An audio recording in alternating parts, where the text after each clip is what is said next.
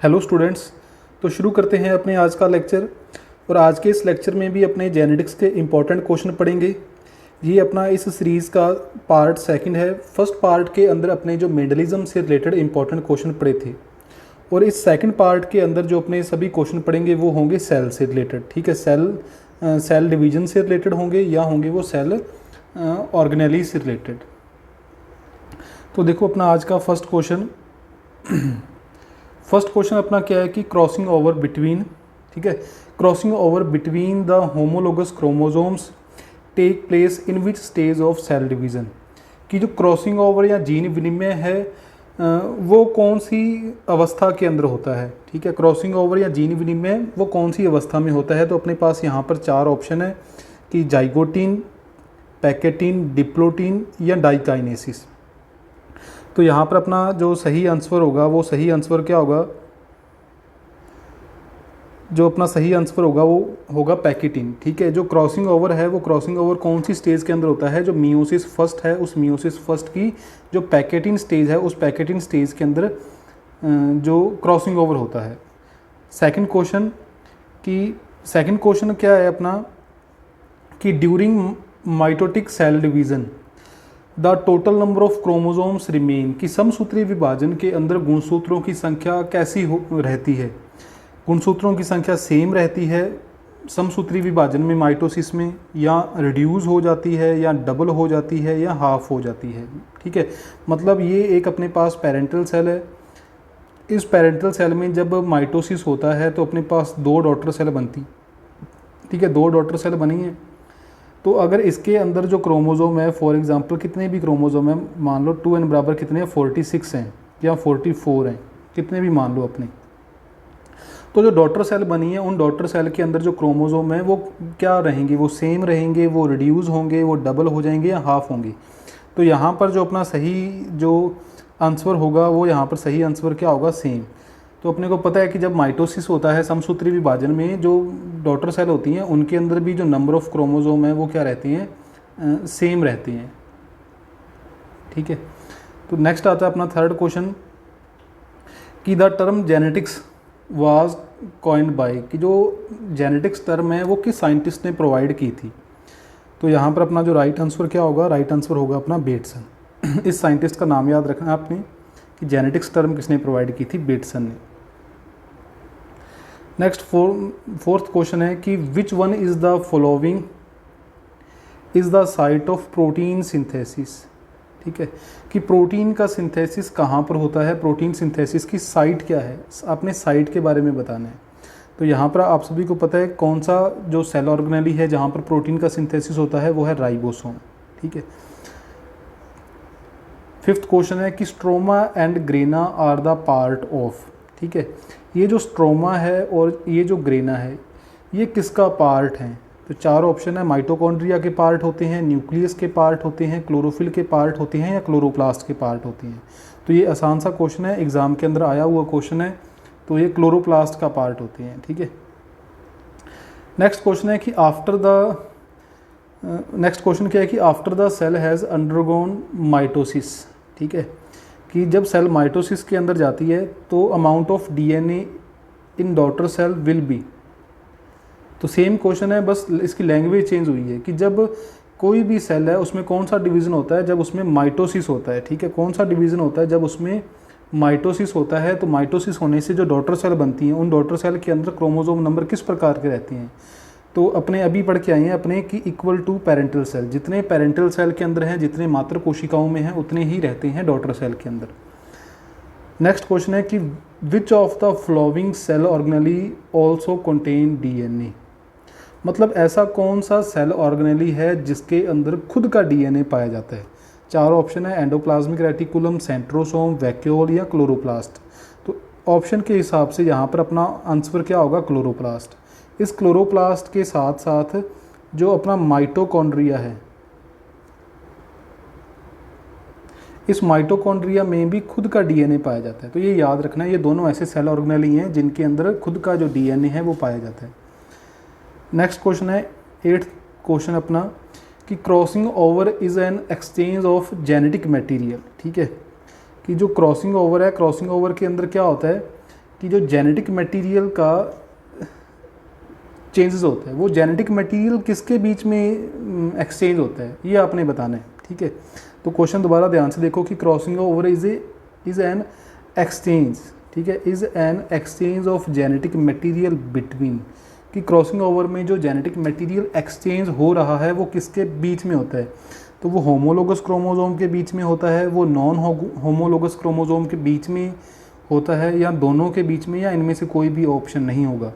तो यहाँ पर आपको पता है अपना जो राइट आंसर है वो कौन सा होगा, होमोलोगस क्रोमोसोम में। याद रखना है कि जो हमेशा क्रॉसिंग ओवर होता है वो हमेशा किसके बीच में होता है, होमोलोगस क्रोमोसोम के बीच में। और इस क्रॉसिंग ओवर में होता क्या है कि जो जेनेटिक मटेरियल है वो जेनेटिक मटेरियल एक्सचेंज होता है। ठीक है, जो अपना जेनेटिक मटेरियल होता है वो जेनेटिक मटेरियल क्या होता है, एक्सचेंज होता है। तो नेक्स्ट क्वेश्चन, 9वां क्वेश्चन अपना कि the term lysosome was first used by, कि ये जो टर्म है लाइसोसोम, ये सबसे पहले टर्म किसने यूज़ की थी, या ये लाइसोसोम टर्म किसने प्रोवाइड की थी। तो यहाँ पर अपना जो राइट आंसर होगा वो कौन सा होगा, 4th ऑप्शन है, इसका पूरा नाम है डी ड्यूवे।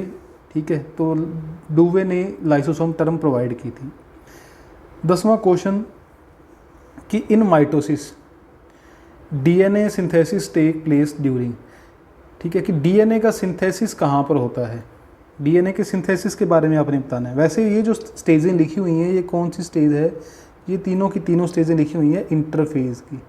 तो कहने का मतलब आपने इंटरफेज़ में बताना है कि इंटरफेज़ के कौन से फेज़ के अंदर डीएनए का सिंथेसिस होता है, तो किस स्टेज के अंदर होता है, कौन से फेज़ के अंदर होता है, एस स्टेज के अंदर होता है। ठीक है, तो फर्स्ट ऑप्शन यहाँ पर अपना सही रहेगा। 11वां क्वेश्चन है कि जेनेटिक रिकॉम्बिनेशन, ये क्वेश्चन भी एग्जाम के अंदर आया हुआ है कि जेनेटिक रिकॉम्बिनेशन या आनुवांशिक पुनःयोजन अकर ड्यू टू, कि जो जेनेटिक रिकॉम्बिनेशन है वो किसके द्वारा होता है, कब होता है वो। तो यहाँ पर 4 ऑप्शन अपने पास कि मियोसिस एंड फर्टिलाइजेशन, कि अर्धसूत्री विभाजन और निषेचन के द्वारा जो जेनेटिक रिकॉम्बिनेशन होता है, या माइटोसिस एंड फर्टिलाइजेशन, या माइटोसिस एंड मियोसिस दोनों में होता है, या वेजिटेटिव रिप्रोडक्शन या कायिक जनन में होता है। तो ये एग्ज़ाम के अंदर आया हुआ क्वेश्चन है, आपने पहले भी देखा होगा। तो यहाँ पर अपना जो ऑप्शन है वो फर्स्ट सही होगा, मियोसिस एंड फर्टिलाइजेशन। ठीक है, मियोसिस एंड फर्टिलाइजेशन में जो जेनेटिक रिकॉम्बिनेशन है, जो नए कॉम्बिनेशन बनते हैं जिनके कारण वेरिएशंस आती हैं। नेक्स्ट इंपॉर्टेंट क्वेश्चन अपना कि काइज़मा टर्मिनाइजेशन, ठीक है, in the cell division take place in, कि जो काइज़मेटा हैं उनके अंदर जो टर्मिनाइजेशन होता है वो कौन सी स्टेज के अंदर होता है। तो वही अपने पास जो मियोसिस फर्स्ट है, उस मियोसिस फर्स्ट की अपने पास स्टेजें दी हुई हैं। यहाँ पर डाइकाइनेसिस है, लेप्टोटीन है, जाइगोटीन है, डिप्लोटीन है। तो आपने बताना है कि जो काइज़मा है इनका जो टर्मिनाइजेशन है वो किस स्टेज के अंदर होता है।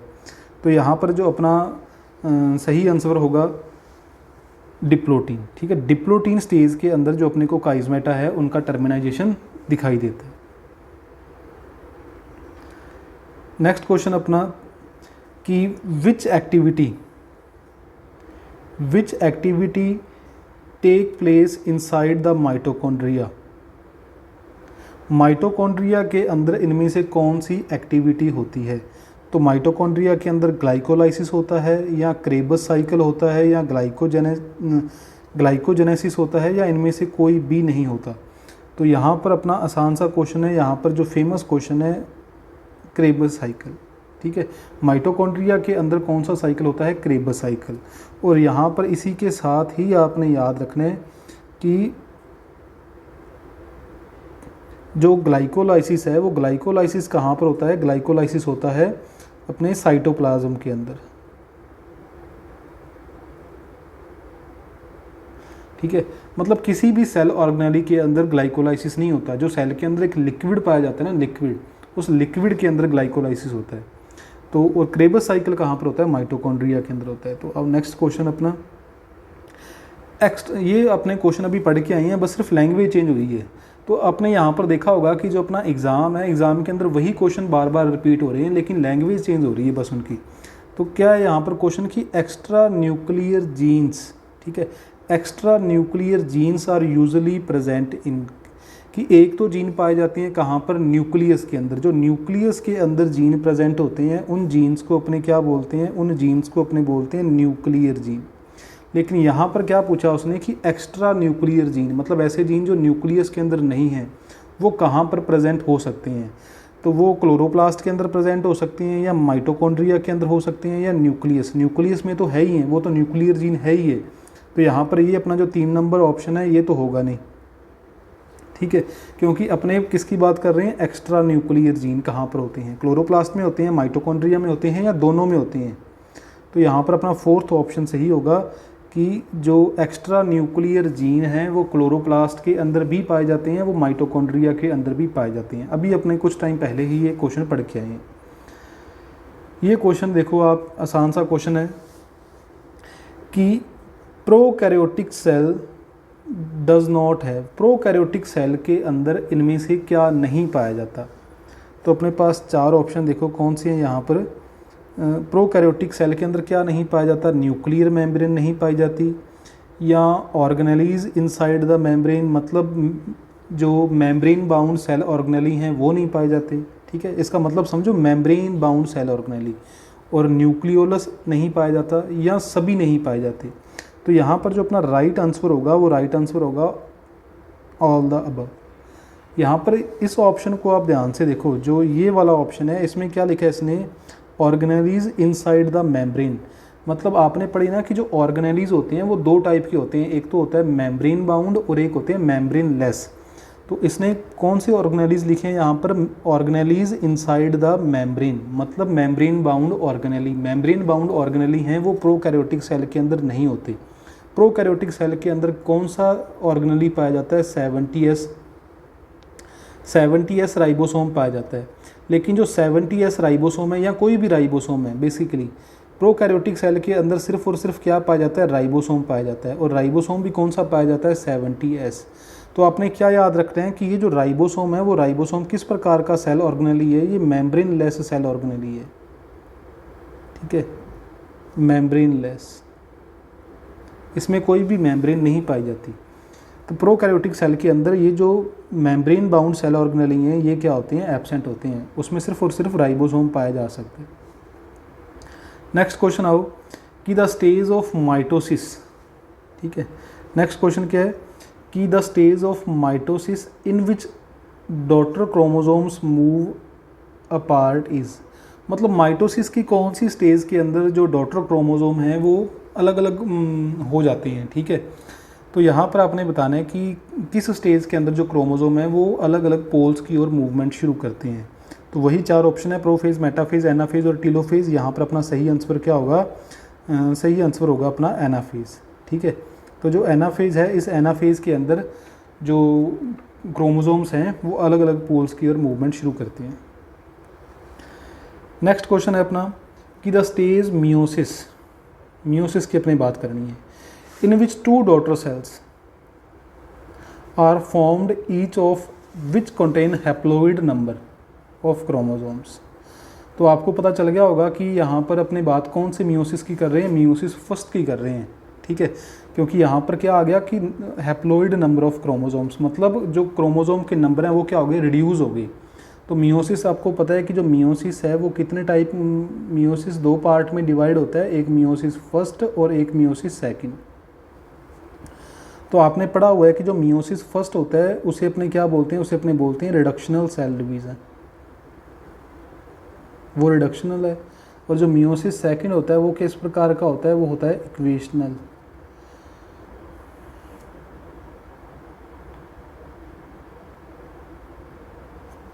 ठीक है। तो यहाँ पर क्रोमोसोम किस प्रकार के हो रहे हैं, हैप्लोइड हो गए, मतलब क्रोमोसोम क्या हो रहे हैं, उनका रिडक्शन हो रहा है। मियोसिस फर्स्ट की बात हो रही है, आपको ऑप्शन देख के भी समझ में आ गया होगा। तो अपना क्वेश्चन क्या था कि मियोसिस की कौन सी स्टेज के अंदर जो डॉटर सेल्स हैं वो बनती हैं, ठीक है, जिनके अंदर मतलब haploid number of chromosomes present होते हैं। तो यहाँ पर अपना जो आंसर होगा वो कौन सा होगा, टीलोफेज, जो फर्स्ट टीलोफेज है, ठीक है। फर्स्ट टीलोफेज मतलब मियोसिस फर्स्ट की जो फर्स्ट टीलोफेज होती है उसके अंदर जो क्रोमोसोम्स हैं वो अलग अलग डॉटर सेल्स के अंदर चले जाते हैं। पेरेंटल सेल के अंदर जितने भी क्रोमोसोम होते हैं ऐसे इस प्रकार अपने देख सकते हैं कि यहाँ पर मान लो ये पेरेंटल सेल है, जिसमें ये डिप्लॉयड है। तो जब मियोसिस फर्स्ट ख़त्म होगा और उसकी लास्ट स्टेज होगी मियोसिस फर्स्ट की टीलोफेज़, तो उस टीलोफेज़ में क्या होते हैं, आधे आधे क्रोमोसोम आ जाते हैं। ठीक है, तो फर्स्ट टीलोफेज़ यहाँ पर अपना आंसर होगा। नेक्स्ट क्वेश्चन है, आसान सा क्वेश्चन है, साइंटिस्ट का नाम ही यहाँ पर पूछा गया है कि जो मियोसिस टर्म है वो किसने कॉइन की थी। ठीक है, तो यहाँ पर अपने पास ऑप्शन देखो, अपने पास ऑप्शन, तो इन ऑप्शन में से आपको पता है कि अपना जो राइट आंसर है वो क्या है, फार्मर एंड मूरी। ठीक है, नेक्स्ट क्वेश्चन देखो अपना कि chromosomes structure can be observed in, या क्वेश्चन को इस प्रकार भी लिख सकते हैं कि अपने अगर क्रोमोसोम की स्टडी करनी है तो क्रोमोसोम की स्टडी करने के लिए कौन सी स्टेज बेस्ट मानी जाती है, या क्रोमोसोम की स्ट्रक्चर को ऑब्जर्व करने के लिए कौन सी स्टेज बेस्ट मानी जाती है। तो यहाँ पर अपना जो राइट आंसर होगा वो होगा मेटाफेज। ठीक है, जो राइट आंसर है यहाँ पर अपना वो होगा मेटाफेज। मेटाफेज के अंदर अपने को जो क्रोमोसोम है वो अच्छे दिखाई देते हैं, स्टेज स्टडी के लिए बेस्ट स्टेज मानी जाती है।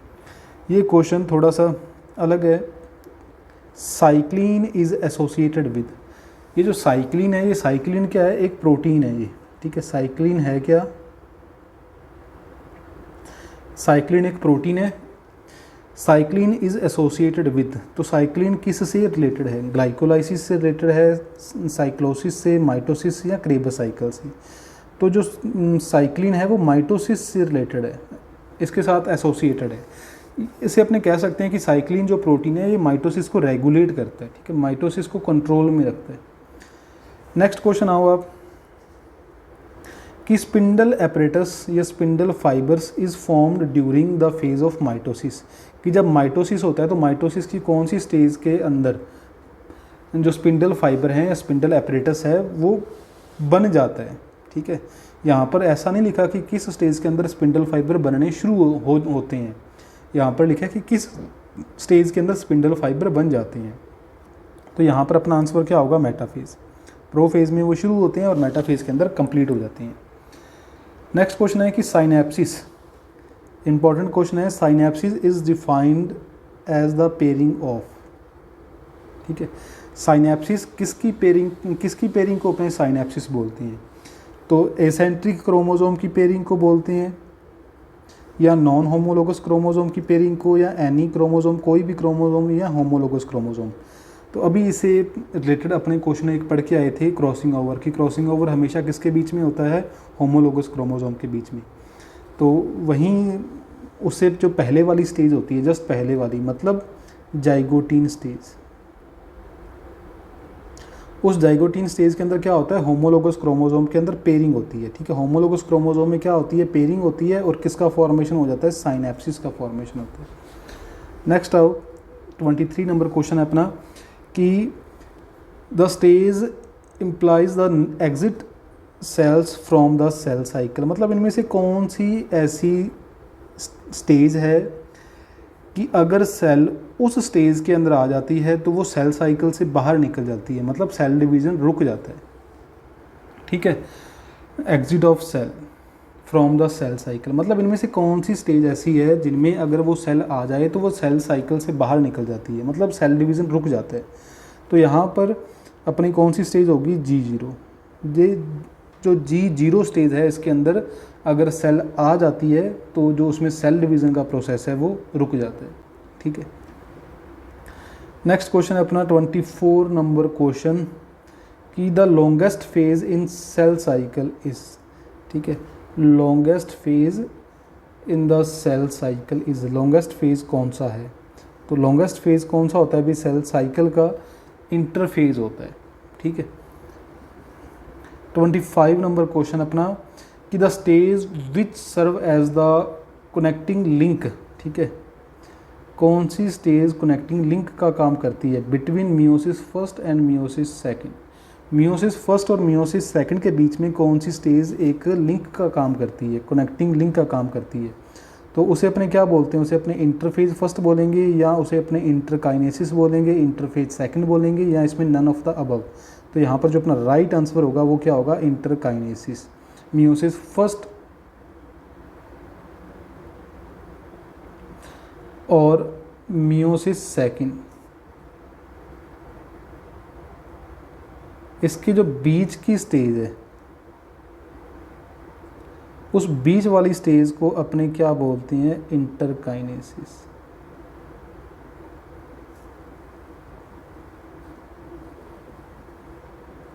ठीक है, तो नेक्स्ट क्वेश्चन है अपना 26 नंबर क्वेश्चन है कि is the form of cell division which result the creation of gamete.